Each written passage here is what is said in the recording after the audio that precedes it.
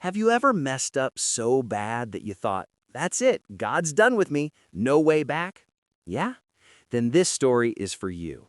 It's about Peter, not some perfect saint, but a loud, rough around the edges fisherman who Jesus picked anyway. So Peter's out there fishing one day, nets full of nothing probably, hands all dirty, just regular guy stuff. Then Jesus walks up and hits him with two simple words, follow me. No big speech, no interview, nothing. And boom, Peter drops everything right there and goes. Think about that. Before he ever did anything big for God, before any miracles, before the big fail, he just said yes, quick. That's huge. Peter gets super close to Jesus, like inner circle close. He's the one who steps out of the boat trying to walk on water with Jesus. Fails halfway, but still, he tried. He sees Jesus glow on the mountain during the transfiguration.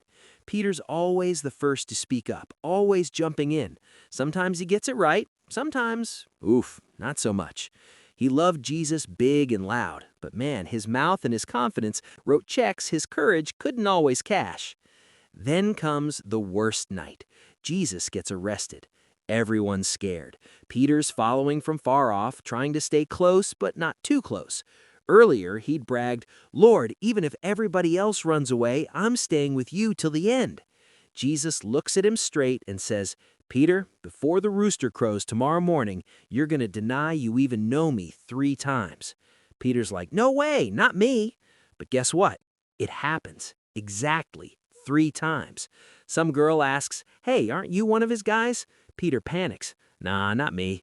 Second time, same thing. Third time, he even starts cursing to sound convincing. Meanwhile, Jesus is getting beaten right there. And then, rooster crows. Peter remembers what Jesus said. The Bible says he went outside and just broke down crying. Not little tears, bitter, gut-wrenching sobs, heart shattered. But listen, here's the part a lot of people skip over. Jesus knew this was coming. He knew Peter would crack. And way before it even happened, Jesus told him, Simon, Satan's been asking to shake you hard like wheat in a sieve. But I prayed for you, not that you wouldn't mess up, but that your faith wouldn't totally die. See the difference? Jesus wasn't praying, don't fail. He was praying, don't stay down when you do. Because failure wasn't the end of the story. Fast forward, Jesus rises from the dead. He shows up at the beach where Peter used to fish. Same water, same boats, same broken Peter. And Jesus doesn't yell, doesn't lecture, he just cooks breakfast. Then he looks at Peter and asks 3 times, one for each denial, Peter, do you love me? Peter's hurting, says, yes, Lord, you know I love you. Every time.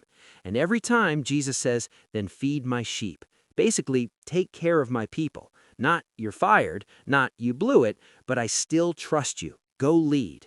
And Peter does. On Pentecost, this same guy who hid from a servant girl stands up in front of thousands and preaches so bold that 3,000 people give their lives to Jesus that day. God took the public failure and turned it into powerful leadership. Later in life, when they come to kill Peter for preaching, tradition says he asked to be crucified upside down. Why? Because he said, I'm not worthy to die the same way my Lord did. The guy who once denied Jesus out of fear died for him full of faith. So, what's the real takeaway? God doesn't look for perfect people. He looks for willing ones. Your failure doesn't cancel your calling. Walking away does. Jesus is praying for you right now, even in your weak moments.